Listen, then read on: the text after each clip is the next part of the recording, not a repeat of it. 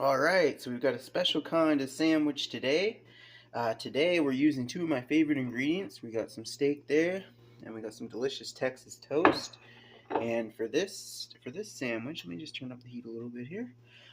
We are going to take your steak sauce of choice. I'm going to use some HP sauce and get that on the toast. You just lather it on there. It's good. Don't be afraid to use too much. I always go with the Texas toast.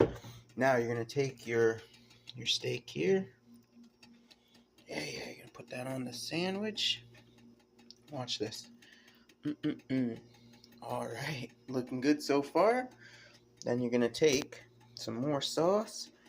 Really be generous with the sauce. Just lather it up.